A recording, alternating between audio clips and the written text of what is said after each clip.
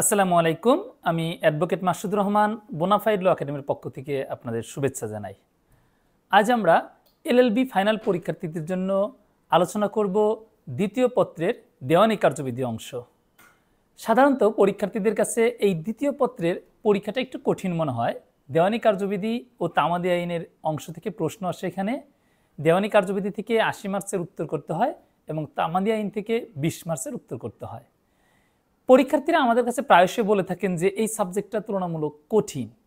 আসলে বিষয়টা হচ্ছে দেওয়ানি কার্যবিধিটা আগে আপনাকে বুঝে পড়তে হবে। যেহেতু এটা পদ্ধতিগত আইন, এখানে একটা বিষয়ের সাথে আর একটা বিষয়ের সম্পর্ক আছে এবং পড়াশোনা একটু বেশি, অর্থাৎ অন্যান্য যে কোনো সাবজেক্টের চেয়ে পড়াশোনা একটু বেশি। এই কারণে আজ আমি কতিপয় প্রশ্নের নমুনা দেখাবো যে আপনারা একটা প্রশ্নের সাথে আর একটা প্রশ্ন কিভাবে কানেক্ট করবেন এবং এই বিষয়গুলো সহজে বুঝে কিভাবে উত্তর করবেন।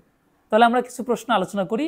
আমাদের প্রথম প্রশ্ন, মামলার শুনানির দিন উভয় পক্ষের কিংবা যে কোনো এক পক্ষের অনুপস্থিত থাকার ফলাফল কি? যে বিবাদীর বিরুদ্ধে একতরফা ডিক্রি দেওয়া হয়েছে কিংবা অনুপস্থিত থাকার কারণে যে বাদীর মামলা খারিজ হয়েছে তার কি কি প্রতিকার আছে?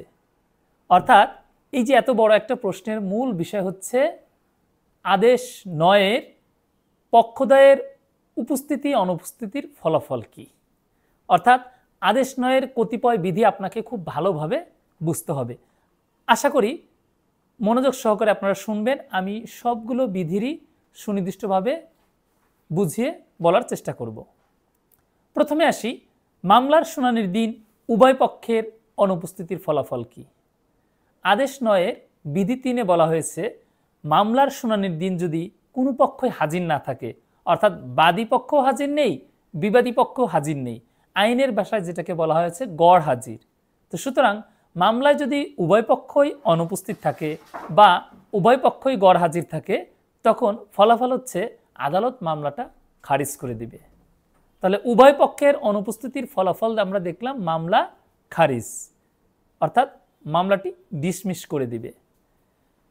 দ্বিতীয় অংশে চেয়েছিল যে যে কোনো এক পক্ষের অনুপস্থিত থাকার ফলাফল কি হবে। এখন চেয়েছে যে কোনো এক পক্ষের, অর্থাৎ বাদী অথবা বিবাদী যে কোনো এক পক্ষ নেই, তাহলে কি হবে? দুই পক্ষের জন্য আলাদা আলাদা বিধান।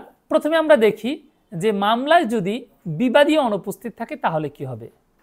আদেশ ৯-এর বিধি ৬-এ বলা হয়েছে যে মামলার শুনানির দিন যদি বাদী উপস্থিত কিন্তু বিবাদী অনুপস্থিত, অর্থাৎ যিনি মামলা দায়ের করেছেন তিনি উপস্থিত বা তিনি হাজির, আর যার বিরুদ্ধে মামলা দায়ের করা হয়েছে অর্থাৎ বিবাদী তিনি অনুপস্থিত বা গড় হাজির। এমত অবস্থায় আদালত চাইলে একতরফা নিষ্পত্তি করতে পারবে। একতরফা নিষ্পত্তি মানে বাদীর উপস্থিতিতে মামলাটি এগিয়ে যাবে, বিবাদীর অনুপস্থিতিতেই বিবাদীর বিপক্ষে কার্যক্রম এগিয়ে পরবর্তীতে রায় দেওয়া যাবে। এটা সহজে বোঝার জন্য আমরা বলে থাকি যে বাদী যেখানে উপস্থিত, বিবাদী যেখানে অনুপস্থিত বা গড় হাজির, সেক্ষেত্রে আদালত বিবাদীর বিরুদ্ধে একতরফা ডিক্রি দিতে পারে। তাহলে আমরা দেখলাম আদেশ ৯ বিধি ৬-এ যদি বিবাদী অনুপস্থিত থাকে তার ফলাফল কি হয়। এখন আমরা দেখব যে বাদী যদি অনুপস্থিত থাকে তার ফলাফল কি হয়। এটা বলা আছে আদেশ ৯-এর বিধি ৮-এ। আদেশ ৯-এর বিধি ৮-এ বলা হয়েছে মামলার শুনানির দিন যদি বাদী অনুপস্থিত থাকে, বিবাদী উপস্থিত থাকে। খেয়াল করবেন, এবার কে অনুপস্থিত? এবার হচ্ছে বাদী অনুপস্থিত, অর্থাৎ বাদী গড় হাজির, আর কে উপস্থিত? বিবাদী উপস্থিত। তো এই বাদীর অনুপস্থিত থাকার জন্য কি হতে পারে? আদালত চাইলে মামলাটি খারিজ করে দিতে পারে। তো সুতরাং আমরা যদি খুব সহজ করে বলি, বাদীর অনুপস্থিত থাকলে মামলা খারিজ হয়, আর বিবাদী অনুপস্থিত থাকলে একতরফা প্রসিড বা একতরফা ডিক্রি হয়। আমাদের পরবর্তী আলোচনার বিষয় প্রশ্নে ছিল যে যে বিবাদীর বিরুদ্ধে একতরফা ডিক্রি দেওয়া হয়েছে সেই বিবাদীর প্রতিকার কি। আমরা কিছুক্ষণ আগেই দেখলাম যে আদেশ ৯ বিধি ৬-এ কি হতে পারে? বিবাদী অনুপস্থিত থাকলে একতরফা ডিক্রি দিতে পারে। সেই একতরফা ডিক্রির বিরুদ্ধে বিবাদীর প্রতিকার হচ্ছে আদেশ ৯-এর বিধি ১৩ এবং আদেশ ৯-এর বিধি ১৩ ক বা ১৩ এ। তাহলে আগে আমরা দেখি আদেশ 9-এর বিধি 13-তে কি বিধান আছে। আদেশ 9-এর বিধি 13-তে বিধান করা হয়েছে যে বিবাদী চাইলে কি করতে পারবে, 30 দিনের মধ্যে ওই আদালতে আবেদন করবে ওই একতরফা ডিক্রিটা বাতিলের জন্য। অর্থাৎ একতরফা ডিক্রির যে আদেশটা হয়েছে সেই আদেশটা বাতিল করার জন্য, সেট অ্যাসাইড করার জন্য বিবাদী আবেদন করতে পারবে। আবেদনের সময়সীমা কতদিন? 30 দিন। এই ক্ষেত্রে বিবাদীকে দেখাতে হবে যে কি যৌক্তিক কারণে সে ওই দিন উপস্থিত হতে পারে নাই। অর্থাৎ বিবাদী যে অনুপস্থিত ছিল, যার দরুন কি হয়ে গেল, তার বিরুদ্ধে একতরফা ডিক্রি হয়ে গেল, সেদিন সে কেন উপস্থিত হতে পারে নাই সেটা কারণ ব্যাখ্যা করতে হবে, বিশ্লেষণ করতে হবে, আদালতকে সন্তুষ্ট করতে হবে। তাহলে আদালত কি করতে পারে, ওই একতরফা ডিক্রি বাতিল করতে পারে। তাহলে আমরা একটা প্রতিকার পেলাম। এই প্রতিকারটিকে প্রচলিত ভাষায় বলা হয় হচ্ছে মিসকেস, বিবিধ মোকদ্দমা। অর্থাৎ একতরফা ডিক্রি বাতিলের জন্য আদেশ 9 বিধি 13 অনুযায়ী মিসকেস দায়ের করা যাবে, যেটার পূর্ণাঙ্গ হচ্ছে মিসসেলেনিয়াস কেস বা বিবিধ মোকদ্দমা। আরও একটা প্রতিকার যুক্ত করা হয়েছে, অর্থাৎ আদেশ 9 বিধি 13-এ, আমরা বলে থাকি যে 13-ক বাংলায়, তো আদেশ 9 বিধি 13-এতে বলা হয়েছে যে এক্ষেত্রে বিবাদী 30 দিনের মধ্যে অনধিক 3000 টাকা খরচ প্রদান করে ওই একতরফা ডিক্রি বাতিলের আদেশটি সরাসরি বাতিলের জন্য আবেদন করতে পারবে। বিষয়টা আমরা খেয়াল করে দেখি। আদেশ 9 বিধি 13-তেও কিন্তু 30 দিনের মধ্যে আবেদন, ওই একতরফা ডিক্রি বাতিলের জন্যই আবেদন, যেটাকে আমরা বলছি মিসকেস। কিন্তু 13-এতে আবার আমরা দেখলাম সরাসরি বাতিলের আবেদন। অর্থাৎ এই ক্ষেত্রে আর বিবাদীকে কোনো কারণ দর্শাতে হবে না যে কেন সে উপস্থিত থাকতে পারেনি। এক্ষেত্রে সে কি করবে, দ্রুত রেমেডি পাওয়ার জন্য, দ্রুত প্রতিকার পাওয়ার জন্য সে খরচ দিবে, যে আমি আসতে পারিনি, একতরফা ডিক্রি হয়েছে, এই যে আমি খরচ প্রদান করলাম, একতরফা ডিক্রির আদেশটা বাতিল করে দেন। সময়সীমা ওই 30 দিন, কিন্তু এক্ষেত্রে কি করতে হবে, খরচ প্রদান করতে হবে। তাহলে আশা করি বুঝতে পেরেছেন। কিন্তু এটা কিন্তু মিসকেস বলা হবে না, 13-এ মিসকেস বলা হবে না। তাহলে আমরা কয়টা প্রতিকার পেলাম? আমরা এখানে দেখলাম 2টা প্রতিকার। অর্থাৎ বিবাদীর জন্য 2টা প্রতিকার আছে। বিবাদী যে কোনো একটা প্রতিকার গ্রহণ করতে পারে, হয় সে বিধি 13-তে আবেদন করতে পারে, অথবা বিধি 13-এতে সে খরচ প্রদান করেও আবেদন করতে পারে। এছাড়াও আদেশ 9 ছাড়াও এই আরও প্রতিকার আছে বিবাদীর জন্য। যেহেতু এটা একটা একতরফা ডিক্রি, একতরফা ডিক্রির বিরুদ্ধে সবসময় কি করা যাবে, আপিল দায়ের করা যাবে। আবার আপিল দায়ের না করলে সে চাইলে রিভিউ দায়ের করতে পারে। তো সুতরাং এক্ষেত্রে তার আরও প্রতিকার বিদ্যমান আছে। এখন আমরা দেখি যে বাদী অনুপস্থিত থাকার দরুন যদি মামলা খারিজ হয়ে যায়, সেক্ষেত্রে বাদীর কি কি প্রতিকার আছে। আদেশ 9-এর বিধি 8-এ আমরা পড়েছিলাম যে মামলার শুনানির দিন যদি বাদী অনুপস্থিত থাকে, বাদী গরহাজির থাকে এবং বিবাদী যদি উপস্থিত থাকে, তাহলে আদালত চাইলে মামলাটি ডিসমিস করে দিবে, অর্থাৎ আদালত চাইলে মামলাটি খারিজ করে দিতে পারবে।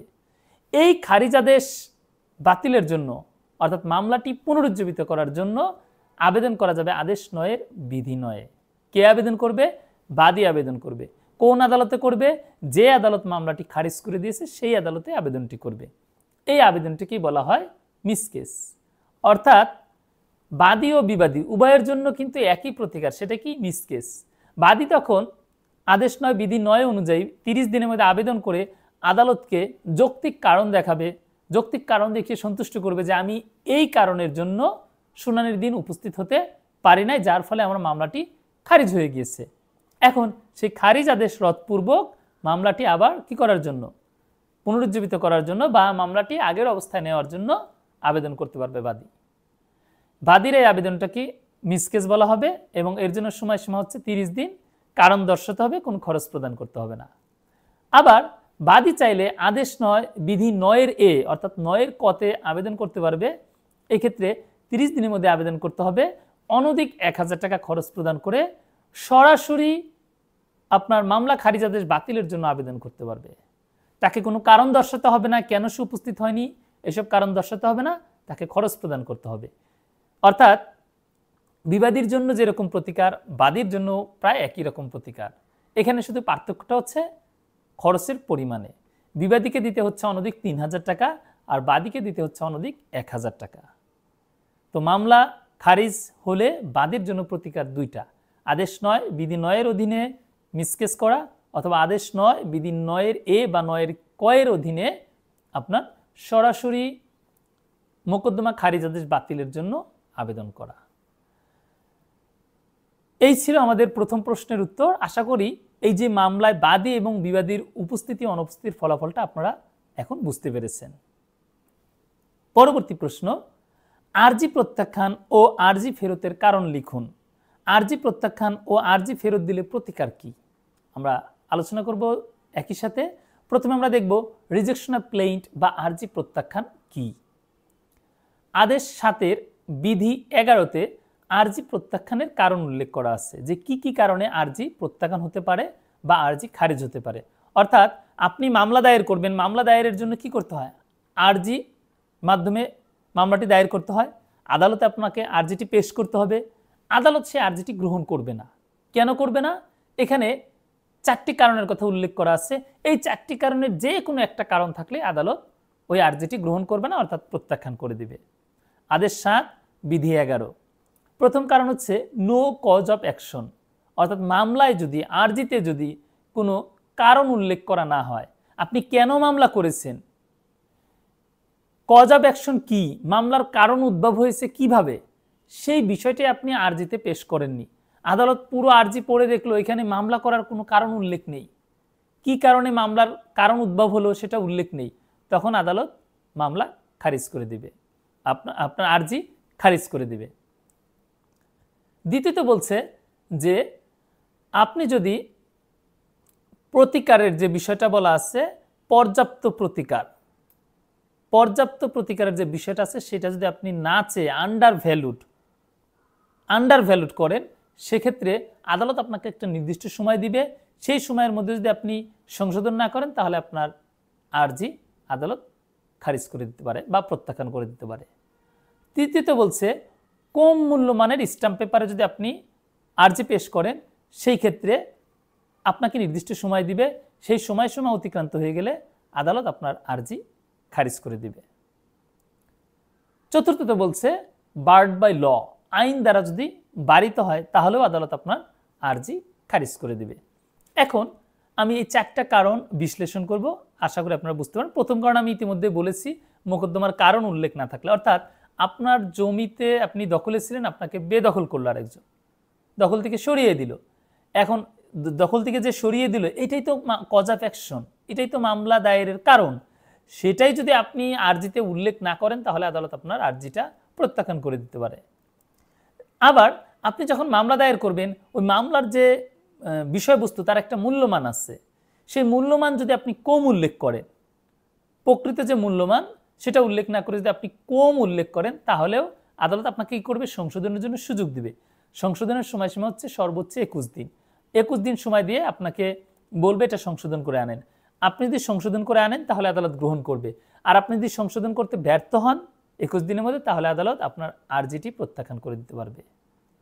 তৃতীয়ত বলছে কম মূল্যমানের স্ট্যাম্প পেপারে যদি আপনি আরজিটি পেশ করেন, সেক্ষেত্রে আদালত আপনাকে 21 দিন সময় দিবে, সেই সময়সীমা অতিক্রান্ত হয়ে গেলে আপনার আরজিটি খারিজ করে দেবে। আর চতুর্থত বলছে বার্ড বাই ল, আইন দ্বারা বারিত হলে।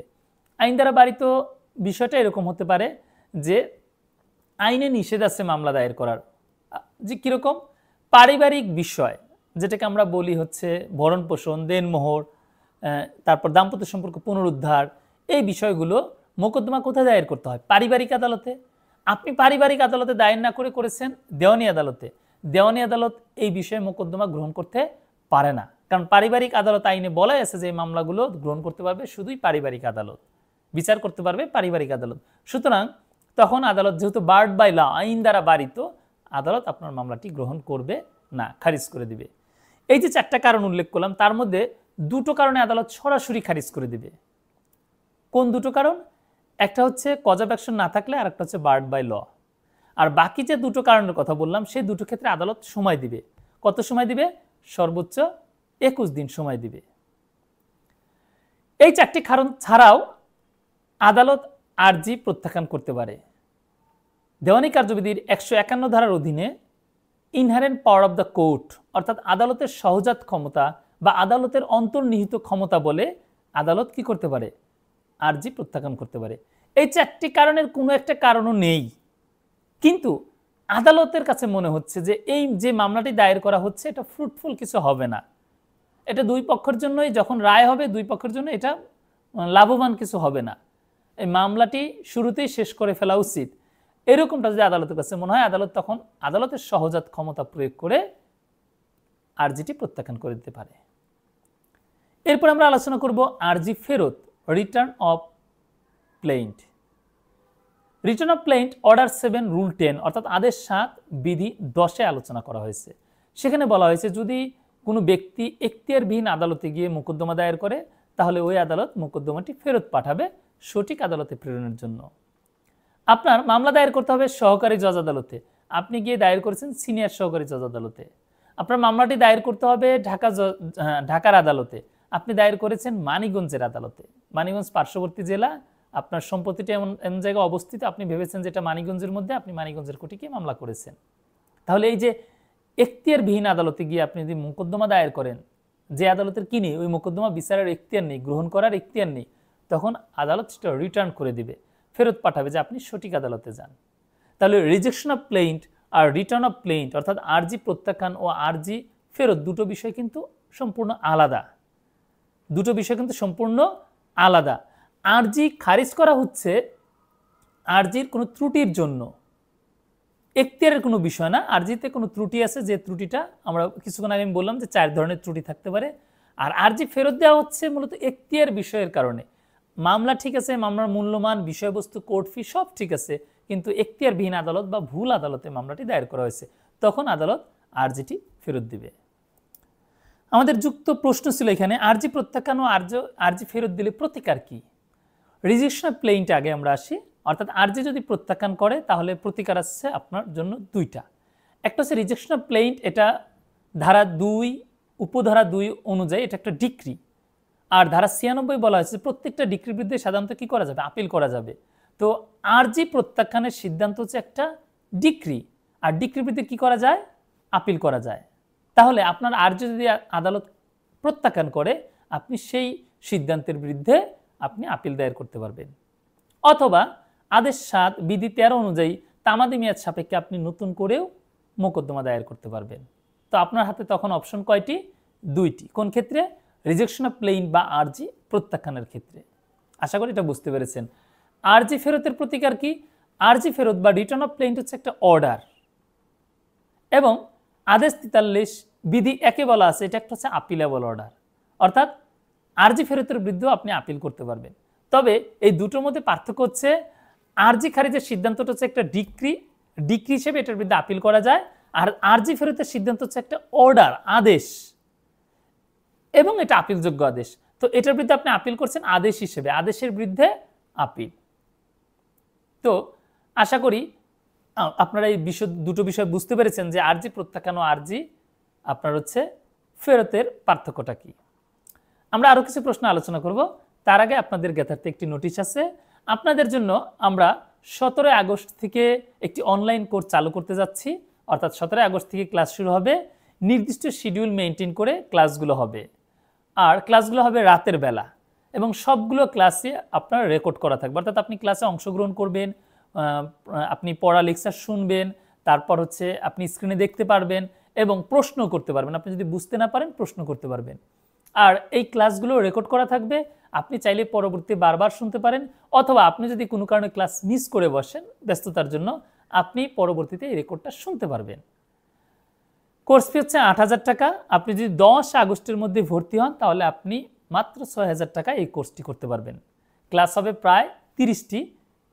এখানে ভর্তি হলে, অর্থাৎ 6,000 টাকা দিয়ে ভর্তি হলে আপনি প্রায় 30টি ক্লাস করতে পারবেন। পাশাপাশি আমাদের বোনাফাইড ল একাডেমি কর্তৃক প্রকাশিত এই স্পেশাল যে সাজেশনটি আপনারা দেখতে পাচ্ছেন, সব সাবজেক্টের সাজেশন এখানে আছে, এই সাজেশনটি প্লাস সবগুলো সাবজেক্টের এই লেকচার শিট আপনারা দেখতে পাচ্ছেন একটা একটা করে। এই লেকচার শিটটি বা হ্যান্ড নোটগুলো সম্পূর্ণরূপে আপনারা ফ্রিতে পাবেন যদি আপনি 10 আগস্টের মধ্যে 6,000 টাকা দিয়ে ভর্তি হন। আর আপনি যদি শুধু এই লেকচার শিটগুলো সংগ্রহ করতে চান তাহলে ক্যাপশনে যে মোবাইল নাম্বার দেওয়া আছে সেই নম্বরে যোগাযোগ করে বাংলাদেশের যে কোনো প্রান্ত থেকে সুন্দরবন কুরিয়ার সার্ভিসের মাধ্যমে আপনারা বাংলাদেশের যে কোনো প্রান্ত থেকে এই লেকচার শিটগুলো সংগ্রহ করতে পারবেন। অর্থাৎ আপনি যদি কোর্সে ভর্তি হন তাহলে লেকচার শিটগুলো সম্পূর্ণ ফ্রিতে পাবেন, আর আপনি যদি লেকচার শিটগুলো সংগ্রহ করতে চান অর্থাৎ কিনে নিতে চান তাহলে কিনতে পারবেন। ক্যাপশনে যে মোবাইল নাম্বার দেওয়া আছে সেই নাম্বারে যোগাযোগ করে এটা আপনি বাংলাদেশের যে কোনো প্রান্ত থেকে কুরিয়ার সার্ভিসের মাধ্যমে নিতে পারবেন। আলোচনা করছিলাম দেওয়ানি কার্যবিধি বিষয়ে, বলছিলাম যে দেওয়ানি কার্যবিধি তুলনামূলক একটু কঠিন বিষয়, যেহেতু অনেক বেশি পড়া, এক্ষেত্রে আপনাকে অবশ্যই সাজেশন তৈরি করে পড়তে হবে। যেহেতু পড়া বেশি, কোন প্রশ্নগুলো গুরুত্বপূর্ণ এবং সেগুলোর আপনার কিভাবে উত্তর করতে হবে এবং কিভাবে গুছিয়ে লিখতে হবে, এই বিষয়গুলো কিন্তু আপনার জানতে হবে, তাহলে আপনি দেওয়ানি কার্যবিধিতে ভালো মার্কস পাবেন আশা করি। তো আমরা পরবর্তী প্রশ্ন চলে যাব। আমাদের পরবর্তী প্রশ্ন হচ্ছে আদালতের সহজাত ক্ষমতা বলতে কি বোঝায়, যেটাকে ইংলিশে বলা হয় inherent power of the court. দেওয়ানি কার্যবিধির 151 ধারায় আদালতের সহজাত ক্ষমতা বিষয়ে বলা আছে। আদালতের সহজাত ক্ষমতার কোনো সংজ্ঞা দেওয়া হয়নি। আদালতের সহজাত ক্ষমতা বলতে আমরা বুঝি যে একটা আদালত যখন প্রতিষ্ঠা হয়, প্রতিষ্ঠা লগ্ন থেকে সে কিছু ক্ষমতা পায়, যে ক্ষমতাগুলো আইনের সুনির্দিষ্ট বিধিবিধানে উল্লেখ যেগুলো আছে সেগুলো তো সে প্রয়োগ করতে পারেই, এর বাইরেও যে এক্সট্রাঅর্ডিনারি যে ক্ষমতাটা সে পাচ্ছে এটাকে বলা হচ্ছে আদালতের অন্তর্নিহিত ক্ষমতা। আদালতের এই অন্তর্নিহিত ক্ষমতা কেন দেওয়া হয়েছে সেই বিষয়টা আমরা একটু বলি।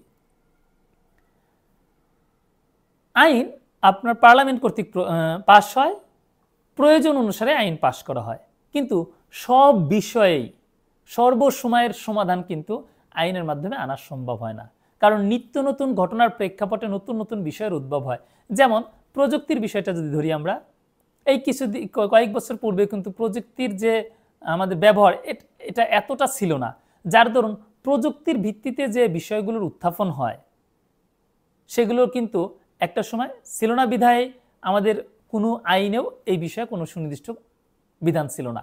এখন কিন্তু দেখবেন ফৌজদারি আইনেও কিন্তু এই প্রযুক্তি বিষয়ে আলাদা আলাদা অপরাধ সহ সবকিছু বর্ণনা করা আছে।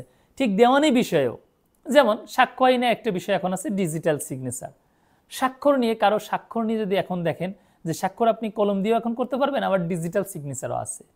তো নানাবিধ নতুন নতুন বিষয়ের উদ্ভব হয়, এর ফলে কি হয় যে আইনে সবকিছু দেওয়া সম্ভব হয়ে ওঠে না। আর আইনে সবকিছু দেওয়া সম্ভব না হলে তাই বলে কি রেমেডি পাবে না, কোনো ব্যক্তি কি কোনো প্রতিকার পাবে না যদি সে এগ্রিভড হয়, সংক্ষুব্ধ হয়? এর জন্য 151 ধারার বিধান রাখা হয়েছে, যাতে কোনো এরকম কোনো বিষয়ের উদ্ভব হলে যেটা আইনে নেই অথচ তার প্রতিকার পাওয়া উচিত, তখন আদালত 151 ধারার বিধান অনুসরণ করে তাকে রেমেডি দিতে পারবে। আদালতের সহজাত ক্ষমতা কি এবং এটা কেন ব্যবহার করা সেই বিষয়টা এখন আমরা আলোকপাত করব। তবে তার আগে আমরা আরও একটা এর সাথে যুক্ত প্রশ্ন আছে সেই বিষয়টা বলে রাখি। প্রশ্ন হচ্ছে, আইনের সুনির্দিষ্ট বিধান রয়েছে যেখানে, সেখানে কি আদালত তার সহজাত ক্ষমতা প্রয়োগ করতে পারে? প্রশ্নবোধক চিহ্ন। অর্থাৎ আইনের সুনির্দিষ্ট বিধান থাকলে সেই বিষয়ে আদালত সহজাত ক্ষমতা প্রয়োগ করতে পারে কিনা। আমি তো মাত্রই একটা ইঙ্গিত দিলাম আপনাকে, যেখানে আইনে কোনো বিধান নেই সেখানে যদি কেউ এরকম বিষয় করে এগ্রিভড হয়, আদালত তাকে কি করবে না, আদালত তাকে ফিরিয়ে দেবে না, আদালত তাকে রেমেডি দিবে। এটা ইকুইটির নিয়ম। কিন্তু এখানে কয়েকটি বিষয় আছে। অন্তর্নিহিত ক্ষমতা আদালত কেন প্রয়োগ করে?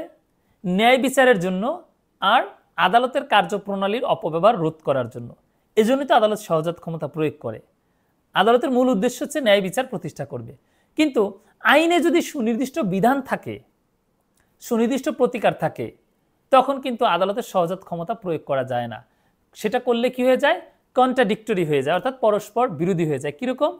যেমন আইনে যেখানে আপিলের বিধান নেই সেখানে আপিল দায়ের করা যায় না, কারণ আপিল এমন একটা অধিকার যে আইনে থাকতে হবে, আইনে না থাকলে আপিল দায়ের করা যায় না। এখন আইনে নেই আপিল দায়ের বিধান, আপনি সহজাত ক্ষমতা প্রয়োগ করে তাকে এটা দিতে চাচ্ছেন যে ঠিক আছে আপনি আপিল দায়ের করেন, না, পারবে না। আদালত এই বিষয়ে সহজাত ক্ষমতা প্রয়োগ করতে পারবে না, কারণ এই ক্ষেত্রে আদালত সহজাত ক্ষমতা প্রয়োগ করলে আইনের সুনির্দিষ্ট বিধানের লঙ্ঘন করা হবে। তো সুতরাং আইনে যখন সুনির্দিষ্ট প্রতিকার থাকে, সুনির্দিষ্ট বিধান থাকে, সুনির্দিষ্ট নিয়ম থাকে, সেটাকে লঙ্ঘন করে আদালত সহজাত ক্ষমতা প্রয়োগ করতে পারে না। যেমন কিছুক্ষণ আগে আমি যখন বললাম যে আরজি প্রত্যাখ্যানের বিষয়টা, আরজি প্রত্যাখ্যানের ওইখানে আমি আপনাদেরকে বলেছিলাম যে আদালত সময় দিতে পারে, সংশোধনের জন্য আদালত 21 দিন পর্যন্ত সময় দিতে পারে। এখন আদালত সহজাত ক্ষমতা প্রয়োগ করে এটাকে 30 দিন বানাতে পারবে না। আইনের সুনির্দিষ্ট বিধান আছে 21 দিন, এটা 21 দিনে হবে। তামাদির যে বিধান, তামাদির যে নিয়ম, সেটা আদালতের সহজাত ক্ষমতা প্রয়োগ করে কমানো বাড়ানো যায় না। তাহলে আশা করি এটা আপনারা বুঝতে পেরেছেন, যেখানে আইন সুস্পষ্ট, যেখানে আইন সুনির্দিষ্ট, যেখানে প্রতিকার সুনির্দিষ্ট, সেখানে সহজাত ক্ষমতা প্রয়োগ হয় না। তাহলে সহজাত ক্ষমতা কখন প্রয়োগ হয়? যেখানে আইন সুনির্দিষ্ট নয়, যেখানে আইনের বিধান থাকা সত্ত্বেও প্রতিকার দেওয়া যাচ্ছে না, অথবা যেখানে নতুন কোনো বিষয়ের উদ্ভব হয়েছে যেটা আইনে নেই, তখনই কেবল আপনার সহজাত ক্ষমতা প্রয়োগ করা যায়। তবে আরেকটা বাক্য আপনাদের বুঝতে হবে, সুনির্দিষ্ট বিধানের যে বিষয়টা বলা হয়েছে, যে তখন প্রশ্ন আসে যে আইনে যে বিষয় বলা আছে সেই বিষয়ে সহজাত ক্ষমতা প্রয়োগ করা যাবে কিনা। যেমন আমি উদাহরণ দিচ্ছি, কিছুক্ষণ আগে আমি পড়ালাম যে এই কারণে আর্জি প্রত্যাখ্যান করা যায়। আবার আমি আপনাদের এটাও পড়িয়েছি যে এই 4টা কারণ ছাড়াও অন্য কোনো কারণ যদি উদ্ভব হয় যে কারণে আদালতের কাছে মনে হচ্ছে আর্জিটি খারিজ করা দরকার, তখন আদালত 151 ধারা সহজাত ক্ষমতা প্রয়োগ করে আর্জি খারিজ করতে পারে। তাহলে এই বিষয়টা আইন বিরুদ্ধ হয়ে গেল কিনা? উত্তর হচ্ছে না। 4টি কারণে আর্জি খারিজ করা যায়। এই 4টি কারণ আপনার কি হয়নি, সংগঠিত হয়নি, কিন্তু অন্য একটা বিষয় উদ্ভব হয়েছে যেটা আইনে নেই, অথচ আদালতের কাছে মনে হচ্ছে যে আর্জিটি খারিজ করা প্রয়োজন। তখন আদালত সহজাত ক্ষমতা প্রয়োগ করলে এই বিধান লঙ্ঘন করা হবে না, কারণ বিধানে বলেনি যে এই 4টি কারণ ছাড়া আর অন্য কোনো কারণে আর্জি খারিজ করা যাবে না, এরকম কোনো বিষয় বলেনি। আবার আমরা আলোচনা করবো আজকে রেস সাবজুডিসের বিধান। এই রেস সাবজুডিস এই বিষয়টি ধারা 10-এ আলোচনা করা আছে। তা সত্ত্বেও অনেক সময় দেখা যায় যে ধারা 10-এর যে শর্ত, সেই শর্তগুলো পূরণ করছে না কোনো একটা মোকদ্দমায়, তখন আদালত 151 ধারার সহজাত ক্ষমতা প্রয়োগ করে রেস সাবজুডিসের মতো সিদ্ধান্ত দিতে পারে। অস্থায়ী নিষেধাজ্ঞার বিধান আদেশ 39-এ দেওয়া আছে, কিন্তু এই বিধানের থাকা সত্ত্বেও এমন একটা পরিস্থিতির উদ্ভব হয়েছে যে কারণটা আদেশ 39-এ বলা নেই, অথচ আদালত চাচ্ছে যে এখানে একটা অস্থায়ী নিষেধাজ্ঞা দেওয়া দরকার, তখন আদালত সহজাত ক্ষমতা প্রয়োগ করে আদেশটা দিতে পারবে। অর্থাৎ আইনের যদি কোনো ল্যাকিংস থাকে, লুফলস থাকে, ল্যাকুনা থাকে, যেগুলোর বাংলা শব্দ দিয়ে বোঝা হচ্ছে যে আপনার কোনো অভাব থাকে, অর্থাৎ আইনে যদি কোনো বিধিবিধানের অপর্যাপ্ততা থাকে, কোনো অভাব থাকে, সেটা পূরণ করতে এই আদালতের সহজাত ক্ষমতা প্রয়োগ করা যায়। কিন্তু আইনের সুনির্দিষ্ট বিধান, সুনির্দিষ্ট প্রতিকার লঙ্ঘন করে সহজাত ক্ষমতা প্রয়োগ করা যাবে না। আশা করি বিষয়টা আপনারা বুঝতে পেরেছেন। আমাদের পরবর্তী প্রশ্ন, আপিল কি? আপিল আদালতের ক্ষমতা বর্ণনা করো। আপিল পর্যায়ে অতিরিক্ত সাক্ষ্য নেওয়া যায় কিনা? আমি খুব সংক্ষিপ্তভাবে বলবো। প্রথমত হচ্ছে আপিলের কোনো সংজ্ঞা সুনির্দিষ্টভাবে দেওয়ানি কার্যবিধিতে দেওয়া হয়নি। আপিল বলতে আমরা যেটা বুঝি, অধস্তন আদালতের কোনো সিদ্ধান্তে ক্ষুব্ধ হয়ে, এগ্রিভড হয়ে উচ্চতর আদালতের কাছে গিয়ে ওই বিষয়টা পর্যালোচনার জন্য যে আবেদন করা হয় সেটাকে বলা হচ্ছে আপিল। অর্থাৎ অধস্তন আদালত একটা সিদ্ধান্ত দিল, আমি এই সিদ্ধান্তে সংক্ষুব্ধ হলাম যে সে আইন মান্য করেনি, সে ভুল করেছে, তার এই ভুলগুলো সংশোধন হওয়া দরকার, এই জন্য আমি উপরের আদালতে গেলাম। এই যে উপরের আদালতে যাওয়ার যে প্রক্রিয়া আছে কয়েকটি, তার একটি হচ্ছে আপিল।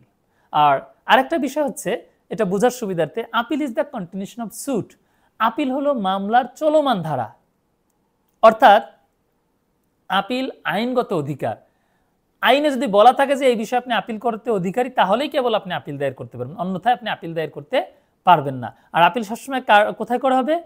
অধস্তন আদালতের সিদ্ধান্তের বিরুদ্ধে উচ্চতর আদালতে করা হবে। আমাদের পরবর্তী প্রশ্ন, আপিল আদালতের ক্ষমতা। আপিল আদালতের ক্ষমতা বর্ণনা করেছে দেওয়ানি কার্যবিধি ধারা 107-এ। এখানে 4 ধরনের ক্ষমতার কথা বলা আছে। প্রথমত বলছে to determine A case finally, অর্থাৎ একটা মোকদ্দমা চূড়ান্তভাবে নিষ্পত্তি করার ক্ষমতা থাকবে আপিল আদালতের। আমি আবারও বলছি, মোকদ্দমা চূড়ান্তভাবে নিষ্পত্তি এটা করার ক্ষমতা আপিল আদালতের থাকবে। আপিল আদালতের আরও একটি ক্ষমতা থাকবে টু রিমান্ড আ কেস, মামলা ফেরত পাঠানো। এই যে রিমান্ড শব্দটি, এটা কিন্তু ফৌজদারিতে একরকম অর্থ, দেওয়ানিতে আরেক রকম অর্থ। কীরকম? যে যখন আপিল আদালত দেখবে যে অধস্তন আদালত কোনো একটা ভুল করেছে, কোনো একটা পয়েন্ট যেটা বিবেচনা করা উচিত ছিল, তখন আপিল আদালত চাইলে সেই নথিটি আবার ওই আদালতের, অধস্তন আদালতের কাছে পাঠিয়ে দিতে পারবে যে আপনি এই বিষয়টি নতুন করে বিবেচনা করেন।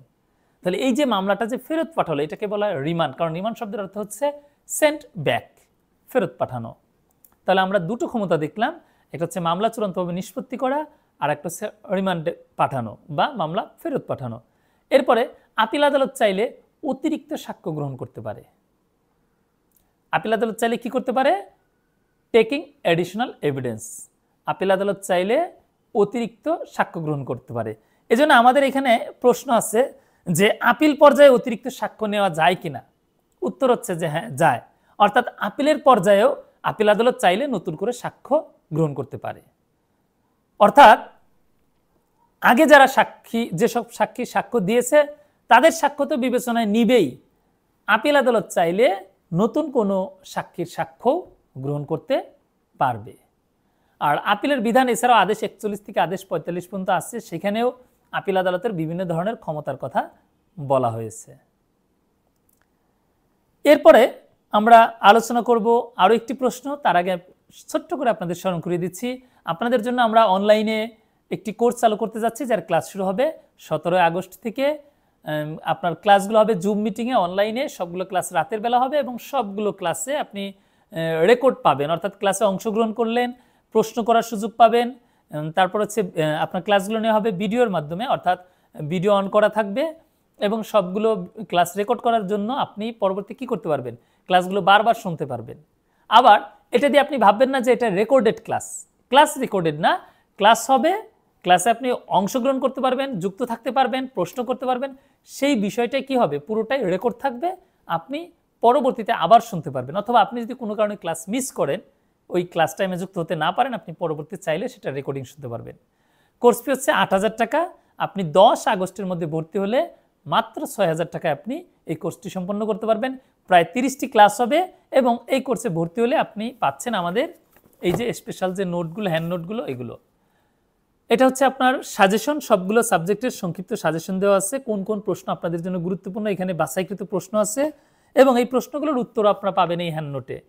আর এটা হচ্ছে প্রত্যেকটা সাবজেক্টের আলাদা করে এরকম লেকচার শিট বা হ্যান্ড নোট তৈরি করেছি আমরা, যেটা সহজ এবং সাবলীল ভাষায় আপনারা পড়লে এটা বুঝতে পারবেন যে এটা অনেক বেশি সহজ এবং সাবলীল ভাষায় আমরা এটা দেওয়ার চেষ্টা করেছি, যেরকমটা আমি আপনাদেরকে এখন বোঝানোর চেষ্টা করছি। আশা করি আপনারা আমার লেকচার শুনে বুঝতে পারছেন যে দেওয়ানি কার্যবিধির কোন অংশ কিভাবে আপনার হচ্ছে পড়তে হবে, কতটুকু পড়তে হবে। আমরা অনেক সময় বেশি বেশি করে পড়ি, এই কারণে আমরা বুঝে উঠতে পারি না, আমাদের অনেকেরই মুখস্থ করার প্রবণতা থাকে, মুখস্থ করতে অসুবিধা হয়। আপনি যদি না বুঝেন তাহলে সেটা কিন্তু আপনার মনেও থাকবে না, আগে আপনাকে বুঝতে হবে, বুঝলে দেখবেন আপনার সহজেই মনে থাকবে, বা তখন আপনি চাইলে নিজে থেকে লিখতে পারবেন। এরপরে আমরা আলোচনা করব আমাদের শেষ প্রশ্ন, রেস সাবজুডিস ও রেস জুডিকাটা কি। রেস সাবজুডিস ও রেস জুডিকাটার পার্থক্য লিখুন। আমি সংক্ষিপ্তভাবে এই প্রশ্নের উত্তরটি দিব। রেস সাবজুডিস যেটা ধারা 10-এ আলোচনা করা হয়েছে, আমি প্রথমত অর্থগত দিক দেখি। রেস সাবজুডিস, রেস মানে থিংস বা বিষয়, অর্থাৎ রেস যে শব্দটি ল্যাটিন সেটা থেকে ইংলিশ হবে থিংস। রেস মানে হচ্ছে থিংস, RES, রেস মানে হচ্ছে থিংস, থিংস মানে হচ্ছে বিষয়। আর সাবজুডিস অর্থ ইংলিশ হচ্ছে আন্ডার ট্রায়াল, বাংলায় হচ্ছে বিচারাধীন, অর্থাৎ যে বিষয় বিচারাধীন আছে সেই বিষয় নিয়ে একটা সিদ্ধান্ত আসাটাকে বলা হয় রেস সাবজুডিস। আর রেস জুডিকাটা, রেস মানে থিংস, জুডিকাটা মানে ডিসাইডেড, অর্থাৎ নিষ্পত্তিকৃত। তো সুতরাং যে বিষয়টা ইতিমধ্যে নিষ্পত্তি হয়েছে, এই দুটো বিষয়ের কনসেপ্ট নিয়ে এখন আমরা আলোচনা করব। প্রথমে আমরা আসি ধারা 10-এর রেস সাবজুডিসে। একই বিষয়বস্তু নিয়ে একই পক্ষদ্বয়ের মধ্যে যখন একাধিক মামলা দায়ের করা হয়, তখন সাধারণত পরবর্তীতে যে মামলাটি দায়ের করা আছে সেই মামলার কার্যক্রম স্থগিত থাকবে, মামলা স্থগিত থাকবে। খেয়াল করবেন, স্টে অফ স্যুট, ধারা 10-এর শিরোনাম কিন্তু রেস সাবজুডিস না, ধারা 10-এর শিরোনাম হচ্ছে স্টে অফ স্যুট, মামলা স্থগিত রাখা। কেন রাখলো? করিম এবং রহিমের মধ্যে 10% জমি নিয়ে করিম প্রথমে রহিমের বিরুদ্ধে কি করলো, সহকারী জজ এক আদালতে একটি মামলা দায়ের করলো। কে করলো? ধরেন করিম রহিমের বিরুদ্ধে, রহিম আবার করিমের বিরুদ্ধে ওই 10% জমি নিয়েই সহকারী জজ 2 আদালতে মোকদ্দমা দায়ের করলো। তাহলে দেখেন বিষয়বস্তু একটা, একই পক্ষদ্বয়, মামলা হয়ে গেলে কয়টা? 2টা। তো 2টা মামলার বিচার করার কি প্রয়োজন আছে? নেই। কেন নেই? কারণ দুটো মামলা বিচার করলে পরস্পর বিরুদ্ধে একটা রায় আসতে পারে। দুটো মামলার বিচার করা মানে হচ্ছে একই বিষয় নিয়ে মামলার বিচার করা মানে হচ্ছে সময় নষ্ট, টাকা নষ্ট, এই সব কিছু মিলেই আপনার এই যখনই একই বিষয় নিয়ে একই পক্ষদ্বয়ের মধ্যে একই টাইটেলে যখন দুটো মামলা হয়, পরবর্তী মামলাটা সাধারণত বিচার কার্যক্রম স্থগিত রাখা হয়। এটাকে বলা হয়েছে রেস সাবজুডিস। তবে বিদেশের আদালতে যদি ওই একই বিষয় নিয়ে কোনো মামলা চলমান থাকে, সেক্ষেত্রে রেস সাবজুডিস নীতি প্রয়োগ হয় না। আর ধারা 11-তে আমরা দেখব রেস জুডিকাটা। রেজ জুডিকাটা কি? একই পক্ষদ্বয়ের মধ্যে একই বিষয়বস্তু নিয়ে যদি কি করা হয়, যে বিষয়বস্তুটা অলরেডি আদালত কর্তৃক চূড়ান্তভাবে নিষ্পত্তিকৃত, অলরেডি ডিসাইডেড, ফাইনালি ডিসাইডেড, সেই বিষয় নিয়ে যদি আবার মোকদ্দমা দায়ের করা হয় তাহলে আদালত মোকদ্দমাটি গ্রহণ করবে না। খেয়াল করেন, করিম এবং রহিমের মধ্যে একটা মামলা হলো, সে 10% জমি নিয়ে, সেই মামলায় আদালত চূড়ান্তভাবে রায় দিয়ে দিল। এখতিয়ার সম্পন্ন আদালত, খেয়াল রাখবেন এটা এখতিয়ার সম্পন্ন আদালত চূড়ান্তভাবে সেটা নিষ্পত্তি করে দিল। সেই বিষয় নিয়ে অর্থাৎ রায় হয়ে গেছে, তারপর সেই বিষয় নিয়ে যদি আবার মোকদ্দমা দায়ের করা হয় তাহলে আদালত সেই মামলাটা গ্রহণ করবে না, কারণ হচ্ছে এটা রেজ জুডিকাটা নীতি দ্বারা বারিত হবে। যে বিষয়টা একবার কি হয়, নিষ্পত্তি হয়ে যায় সে এখতিয়ার সম্পন্ন আদালত কর্তৃক, সেই বিষয়ের আর পুনরায় বিচার হয় না। এটাকে ফৌজদারি মামলায় বলা হয় ডাবল জেপার্ডি নীতি, একই বিষয়ের দুইবার বিচার হয় না। তাহলে আমরা রেজ জুডিকাটা নীতির বিষয়টা কিন্তু কিছুটা ধরতে পারলাম। এখন আমরা দুটো বিষয়ের পার্থক্য এবং তুলনামূলক আলোচনা করব, যে রেজ সাব জুডিস কি আর রেজ জুডিকাটা কি এবং এই দুটো পার্থক্য কোথায়। খেয়াল করে দেখেন, রেজ সাব জুডিসের ক্ষেত্রেও একই পক্ষদ্বয়, একই বিষয়বস্তু। রেজ জুডিকাটার ক্ষেত্রেও একই পক্ষদ্বয়, একই বিষয়বস্তু, কিন্তু পার্থক্যগুলো কোথায়? রেজ সাব জুডিসের ক্ষেত্রে দুটো মামলা চলমান, তার একটা স্থগিত হবে, অর্থাৎ মামলা দুটো দায়ের হয়ে গেছে, একই বিষয়বস্তু নিয়ে একই পক্ষদের মধ্যে দুটো মামলা দায়ের হয়েছে এবং দুটো মামলায় চলমান। আর রেজ জুডিকাটার ক্ষেত্রে একই বিষয়বস্তু নিয়ে একই পক্ষদের মধ্যে একটা মামলা চূড়ান্তভাবে নিষ্পত্তি হয়েছে, পরের মামলাটা দায়েরে বাধা দেওয়া হচ্ছে। তো সুতরাং আমরা বলতে পারি রেজ সাবজুডিস মামলার বিচারে বাধা দেয় আর রেজ জুডিকাটা মামলার দায়েরে বাধা দেয়। রেজ সাবজুডিসের ক্ষেত্রে দুটো মামলায় চলমান, আর রেজ জুডিকাটার ক্ষেত্রে একটা মামলা নিষ্পত্তিকৃত, আর একটা মামলা ফাইলিং করা হচ্ছে, যেটা আদালত গ্রহণ করবে না। রেজ সাবজুডিসের কোনো প্রকারভেদ নেই, পক্ষান্তরে রেজ জুডিকাটার প্রকারভেদ আছে। রেজ জুডিকাটা হচ্ছে দুই ধরনের, একটা হচ্ছে ডিরেক্ট রেজ জুডিকাটা আর একটা হচ্ছে ইনডিরেক্ট রেজ জুডিকাটা। তো রেজ সাবজুডিস এবং রেজ জুডিকাটার আর একটা পার্থক্য হচ্ছে ধারাগত। রেজ সাবজুডিস আলোচনা করা হয়েছে ধারা 10-এ আর রেজ জুডিকাটা আলোচনা করা হয়েছে ধারা 11-তে। রেজ সাবজুডিস এবং রেজ জুডিকাটার পার্থক্য এই পর্যন্তই। তো আমরা আজ অনেকগুলো প্রশ্ন আলোচনা করলাম। সর্বশেষ আরেকটা কথা বলে আমি শেষ করব, যে দেওয়ানি কার্যবিধি আপনার পড়তে হবে আপনাকে বুঝে বুঝে। আপনি যদি না বুঝে দেওয়ানি কার্যবিধি পড়েন তাহলে কিন্তু আপনি ভালো লিখতে পারবেন না। আর এই কারণেই যে অনেক পরীক্ষার্থীরা যেরকম অবজেকশন দেয় যে এই সাবজেক্টটা অনেক কঠিন লাগে, এটাতে ভালো মার্কস তুলতে পারি না, না তুলতে পারার বড় কারণ হচ্ছে তারা না বুঝে এটার অ্যান্সার করতে চায়। তো না বুঝে আপনি পরীক্ষার হলে গিয়ে দেওয়ানি কার্যবিধির অ্যান্সার করতে পারবেন না। আর এটা যাতে আপনারা বুঝতে পারেন এর জন্য আমরা আপনাদের জন্য কি করেছি, কোর্সের আয়োজন করেছি, যার ক্লাস শুরু হবে 17 আগস্ট থেকে। ক্লাস হবে রাতের বেলা এবং সবগুলো ক্লাসই জুম মিটিংয়ে অর্থাৎ অনলাইনে ক্লাস হবে। আপনি ক্লাসে অংশগ্রহণ করে প্রশ্ন করতে পারবেন পড়া না বুঝতে পারলে। আবার এই ক্লাসগুলো রেকর্ড করাও থাকবে, অর্থাৎ আপনি চাইলে পরবর্তী বারবার শুনতে পারবেন, অথবা আপনি যদি ক্লাসটি মিস করে ফেলেন কোনো কারণে আপনি পরবর্তী রেকর্ড শুনে নিতে পারবেন। কোর্স ফি হচ্ছে 8,000 টাকা। আপনি যদি 10 আগস্টের মধ্যে ভর্তি হন তাহলে আপনি মাত্র 6,000 টাকায় এই কোর্সটি করতে পারবেন। প্রায় 30টি ক্লাস হবে, অর্থাৎ 6,000 টাকা দিয়ে আপনি ভর্তি হলে প্রায় 30টি ক্লাস করতে পারবেন এবং বোনাফাইড ল একাডেমি কর্তৃক প্রকাশিত স্পেশাল নোট এবং সাজেশন পাবেন। এখানে সবগুলো সাবজেক্টের সাজেশন দেওয়া আছে, অর্থাৎ বাছাইকৃত প্রশ্ন, বিগত সালের প্রশ্নগুলো বিশ্লেষণ করে আমরা আপনাদের জন্য সম্ভাব্য যে প্রশ্নগুলো আসতে পারে সেগুলোর আমরা একটা কি করেছি, তালিকা করেছি, লিস্ট করেছি। আর এই প্রশ্নগুলোরই উত্তরগুলো পাবেন এই লেকচার শিটে বা হ্যান্ড নোটে। এই লেকচার শিট বা হ্যান্ড নোটটি আপনি চাইলে সংগ্রহ করতে পারেন যদি আপনি কোর্সে ভর্তি না হন। আপনি যদি শুধু এই লেকচার শিটটি সংগ্রহ করতে চান তাহলে ক্যাপশনে যে মোবাইল নাম্বার আছে সেই মোবাইল নাম্বারে যোগাযোগ করে বাংলাদেশের যে কোনো প্রান্ত থেকে সুন্দরবন কুরিয়ার সার্ভিসের মাধ্যমে আপনারা এই নোটটি, হ্যান্ড নোটটি সংগ্রহ করতে পারবেন। এই নোটের মূল্য হচ্ছে 1250 টাকা। 1250 টাকা মূল্য দিয়ে আপনি পুরো আপনার সবগুলো সাবজেক্টের হ্যান্ড নোট এবং সাজেশন পেয়ে যাচ্ছেন। তাহলে আজ এই পর্যন্তই, ভালো থাকেন সবাই, আল্লাহ হাফেজ।